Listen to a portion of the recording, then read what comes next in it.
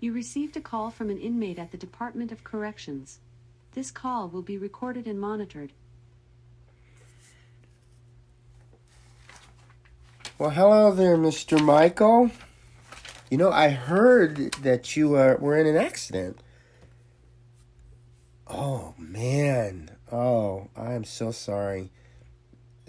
Oh, man. Yeah.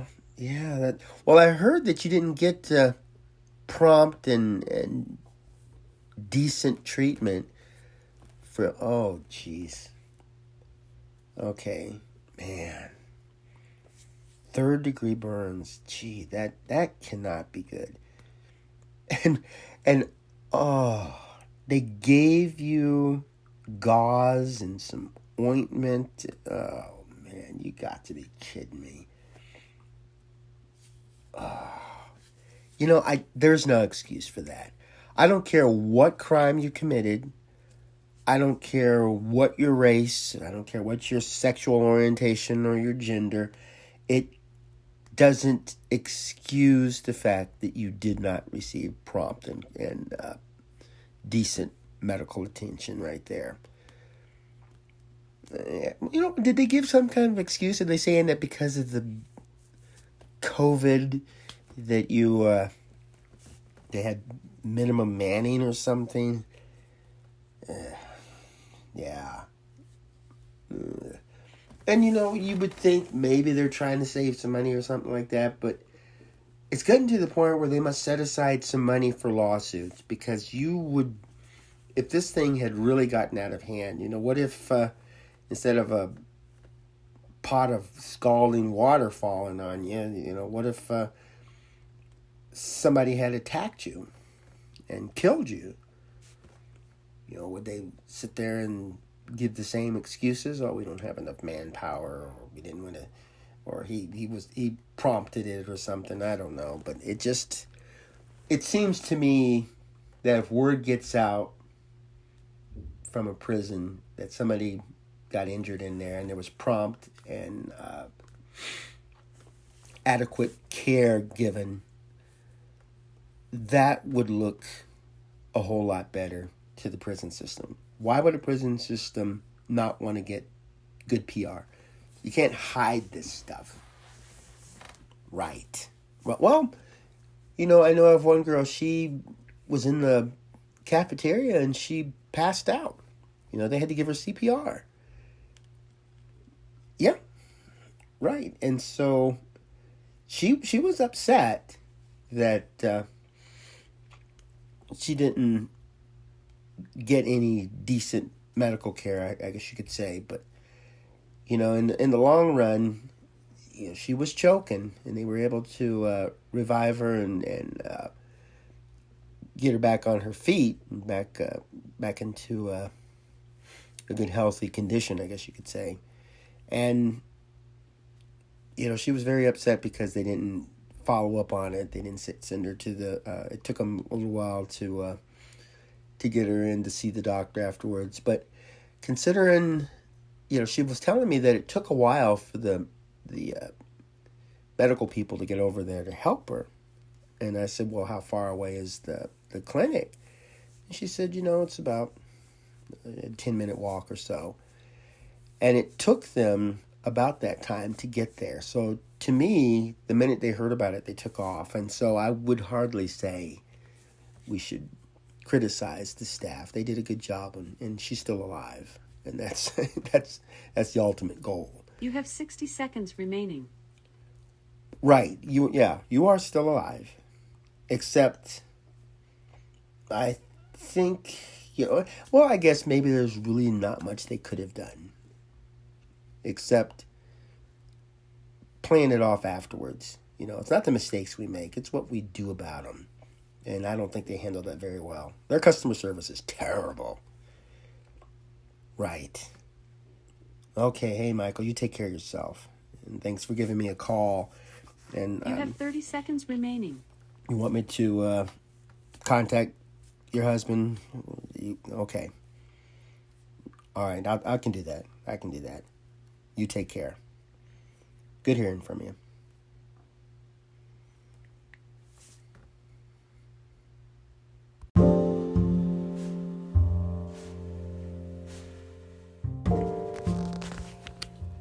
Okay.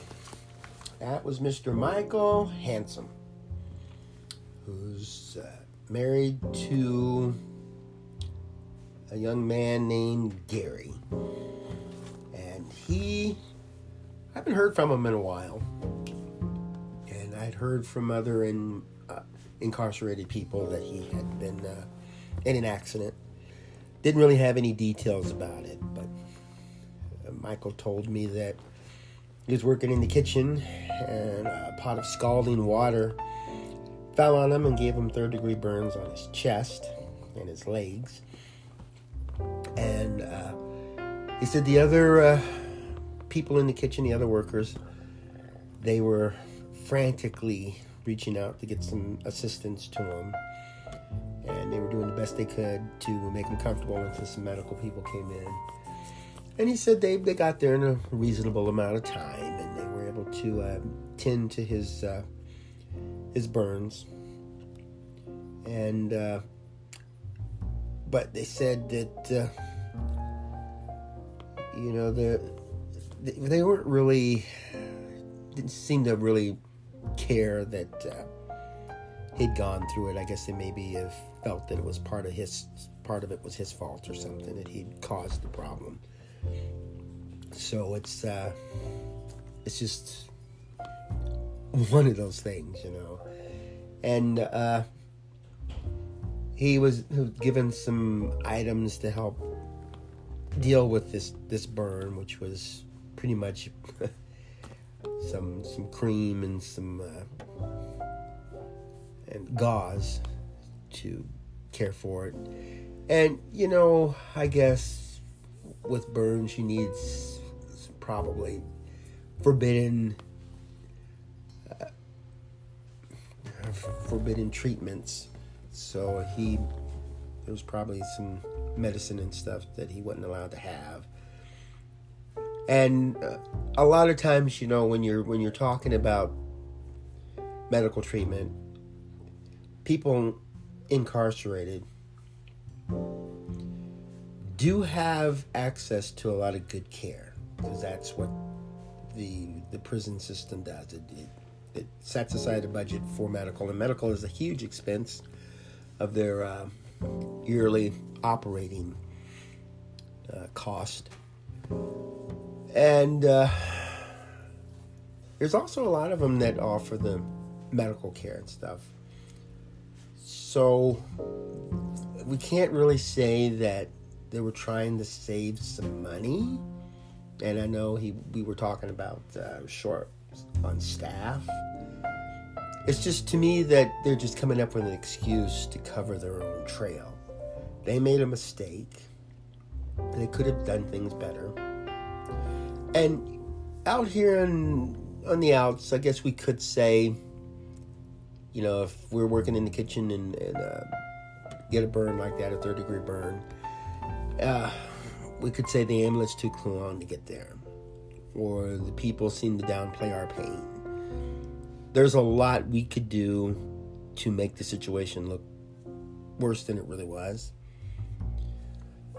And, getting to the emergency room and the care that the people give you, that could be challenged and criticized as well. So hearing him complain about these things doesn't really surprise me. That could happen anywhere. It's just that he felt that his life was insignificant, that his condition didn't matter. And that's something that's completely on the personnel. Just because you're dealing with people who were convicted of a crime doesn't mean they need to be treated any less than anybody that hasn't been convicted of a crime. My fiance was talking to her doctor about her condition, and she has cancer. And the doctor told her, "I'm going to treat you like my wife. And she made a point to tell me that because it impressed her and it helped her feel at ease. Now, cancer in and of itself is a completely devastating blow to anybody's life, especially mine. You know, I can't help but not be affected by this, or I can't help but be affected by this. This is just, it's just mind-boggling, and it just goes beyond all reason. And so to hear that she had that moment of comfort was good. And, you know, he didn't care that she was incarcerated. He cared that she had cancer and needed some assistance. The nurses were very kind to her. And she says her friends that are incarcerated with her, they were very kind as well.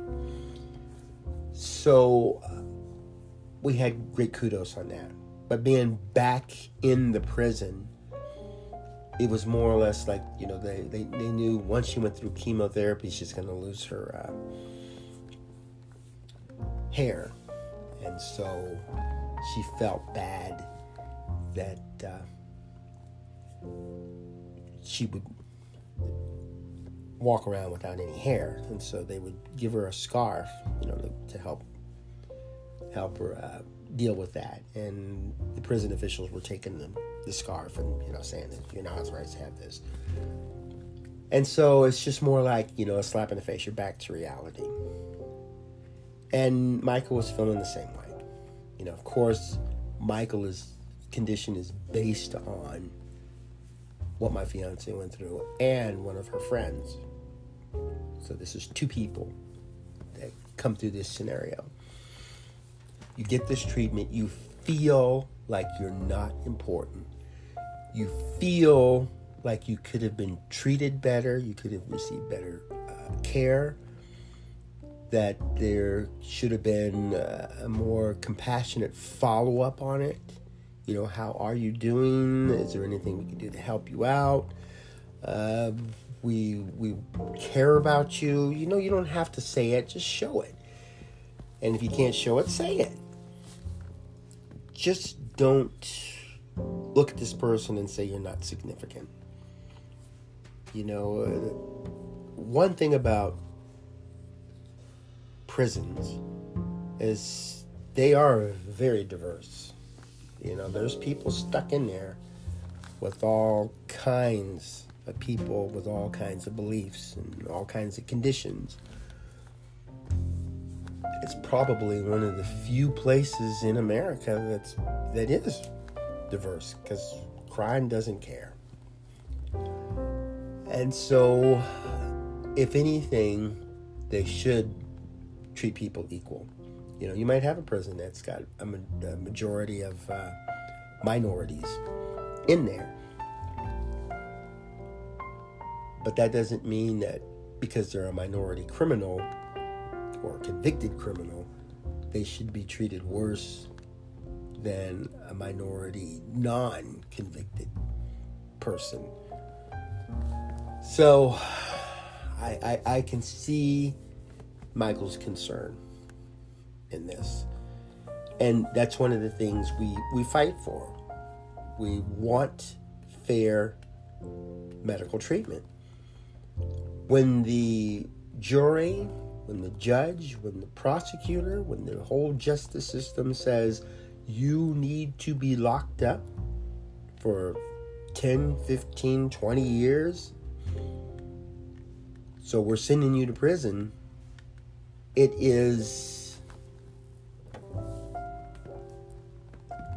goes without saying that the person is going to be able to go in a relatively healthy state and come out in a relatively healthy state. The judge and the prosecutor and all the people in the justice system, they aren't saying we're going to condemn you to prison where you're going to get sicker and you're going to die, or you're going to come up with a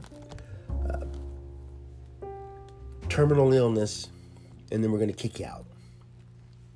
No, that's not part of the deal.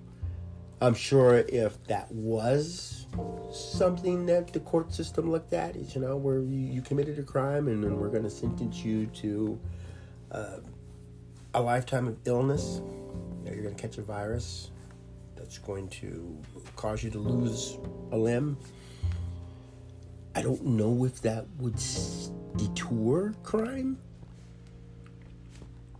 And I don't know if it would increase crime.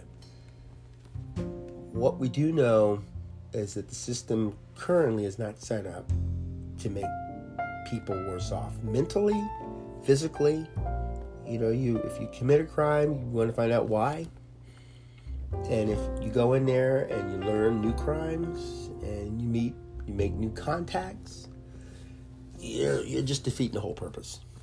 That's not why we have this system. And so we need to get that back on track. The system on paper sounds great. And people should expect to be well cared for. That we find out what's going on with them and help them to overcome these obstacles. So if they need to further their education, or if they need to make better contacts, reestablish their relationship with their family. These are things that we want to work on to help prevent crime and to help prevent people from going to prison and repeating their prison stays. Everybody is human, and regardless of what you do, you got to be treated in a proper, humane way. Because if we convict a murderer, for torturing and murdering somebody, and then we put him in prison and he is tortured and murdered, we're just as bad. So we should be in the prison too. You can't say, you're terrible for doing all these things, we're locking you away, and by the way, we're going to do that to you. That's just not the way things work. So maybe, if you treat people better than they treat people, it's going to make you look good. It's going to make them feel bad. Or it's going to make a slight change in the right direction. I don't know. But I do know that we have a certain responsibility. And if we're going to lock people up, we need to treat them to every letter of the law. We need to follow the rules. We need to make every effort to financially support them. We're the ones who locked them up. They know what they did, but they didn't go in there and say, I'm supposed to get 5 years automatic. We change things around. And in many cases, we give them far more time than they need. And they could be rehabilitated, according to our terms, pretty quickly. But we just get lazy. So, I do have a few of these folks, in their own words, on the OxyWord video on YouTube. So you can go to my channel, the Joel Wilborn channel, and you can listen to some of the folks who are affected by this judicial system and this penal system. And you can hear them describe what they think is going on inside those walls and their suggestion on how things can be improved. I think it's good to hear from the folks themselves. And then if you want to contact them, that's even better. So, thanks for tuning in. I hope this opens up some discussion. Please don't take anything I say offensively. I'm not out to harm anybody. I'm not out to insult anybody. I believe in diversity. I just want the rules to be followed and the laws to be adhered to And I want people to be treated like humans. The humans that they are. So go out and have yourself a wonderful day. And make beautiful memories for tomorrow.